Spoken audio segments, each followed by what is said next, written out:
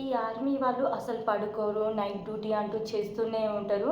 Morning నుండి evening వరకు చేసింది కాక నైట్ డ్యూటీ ఉన్న వాళ్ళకైతే నైట్ నుండి మళ్ళీ మార్నింగ్ వరకు డ్యూటీ చేస్తూనే ఉండాలి. ఇలాగైతే చాలా అంటే చాలా కష్టమైన duty. Hi hello welcome to our channel. మన ఛానల్ ఫస్ట్ టైం చూస్తే లైక్ అండ్ సబ్స్క్రైబ్ చేయడం అసలు మర్చిపోకండి. ఇలాంటి మంచి మంచి వీడియోస్ కోసం పక్కన ఉన్న బెల్ ఖచ్చితంగా కొట్టండి. మొన్నటి వీడియోలో ఆర్మీ వాళ్ళది డే డ్యూటీ గురించి నేను చెప్పాను కదా. ఈరోజు నైట్ డ్యూటీ గురించి కొన్ని విషయాలు షేర్ చేసుకోబోతున్నాను. ఇందులో మెయిన్గా వచ్చేసి వీళ్ళ గురించి చెప్పకుండా మా హస్బెండ్ గురించి చెప్తా. మీకు కూడా తెలిసిందే. వేరే వాళ్ళ గురించి చెప్పేదానికంటే మనం కళ్ళారా చూసింది చెప్పింది బెటర్ కదా, అందుకోసమే ఇట్లా చెప్తా అన్నమాట. ఇప్పుడు టైం వచ్చేసి 11:30 అవుతుంది. 11:30కి నేను వీడియో తీస్తున్నా. 11:30కి వీడియో తీయడం ఏంటి, పడుకోరాదా అనుకుంటా అంటారు కావచ్చు. కానీ వాడు పడుకోవట్లేదు, నన్ను పడుకోనిట్లేదు. ఆడుకుంటుండు కదా అని ఆడుకొనిస్తే ఏం చేస్తుండంటే, నేను వీడియో అన్నా తీసుకుందామని వీడియో అక్కడ పెట్టేశాను. నేను వీడియో తీస్తున్నా అని ఊరికొచ్చి ఇలా కూర్చుండన్నమాట. ఓకే అండి, వీడియోకి వెళ్ళిపోదామా. అయితే ఈరోజు మా హస్బెండ్కి అయితే నైట్ డ్యూటీ.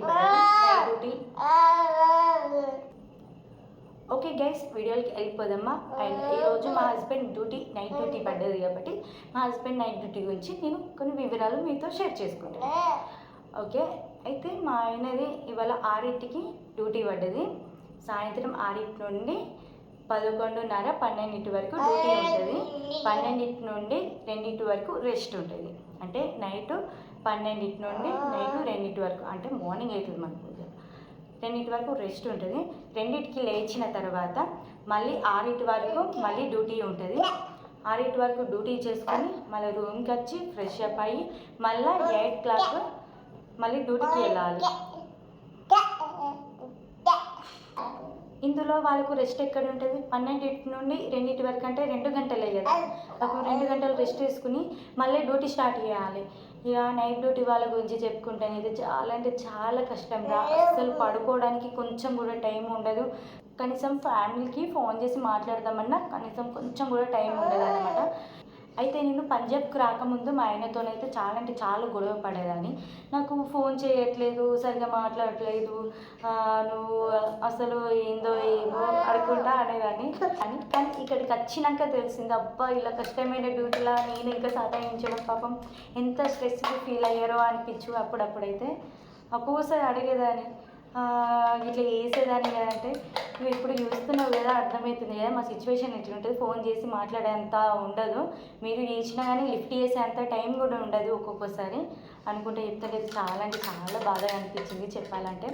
ఇట్లా ప్రతి ఫ్యామిలీకి జరుగుతుంది, మాకే అని కాదు, ఆర్మీ వాళ్ళు ప్రతి ఫ్యామిలీకి ఇట్లనే జరుగుతుంది.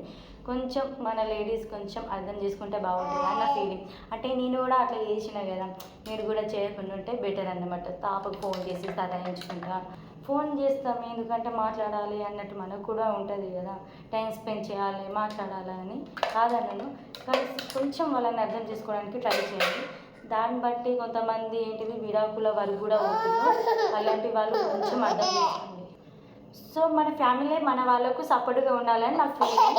అండ్ మన ఛానల్ సబ్స్క్రైబ్ చేయడం, లైక్ చేయడం, షేర్ చేయడం మర్చిపోకండి.